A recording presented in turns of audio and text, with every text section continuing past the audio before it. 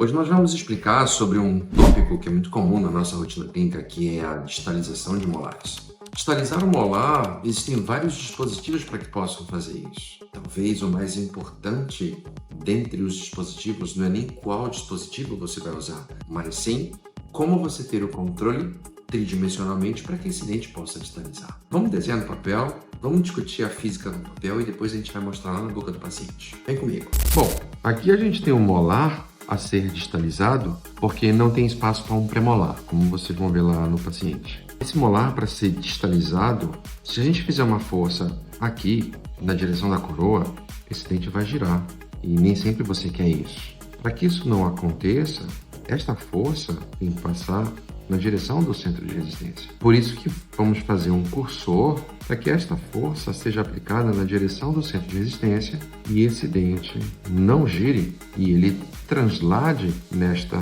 segunda ordem. Vai ter um parafuso, um IZC, e então essa força será direcionada na direção do centro de resistência para que esse dente translade. O problema é que na primeira ordem, agora vamos olhar por vista oclusal, esta força que é gerada por vestibular e tem uma distância em relação ao centro, esse dente vai tender a girar. E na verdade a gente queria só esta distalização. Portanto, foi usada uma barra transpalatina para também distalizar, só que agora essa força com essa distância em relação ao centro de resistência do dente para este giro. Então esta anula esta. E esta força ocasionada pela barra transpalatina vai gerar uma mesialização e consequentemente esse dente, para equilibrar pelo princípio da estática, vai ter um giro. Isto é a geometria 4.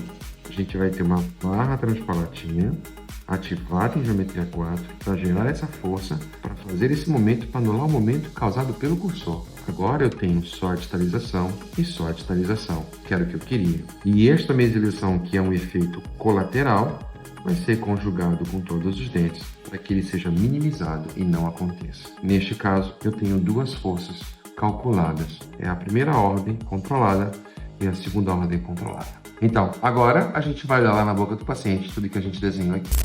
Eu tenho um cursor saindo do molar, tem um fio de aço e um elástico apoiado no IZC para distalizar esse molar.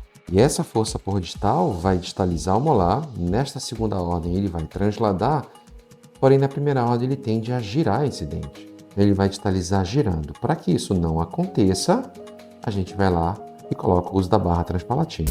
Bom, e aqui por palatina, esse molar que a gente quer que distalize, né? Então é feita uma barra transpalatina. Essa barra transpalatina tem uma força de distalização.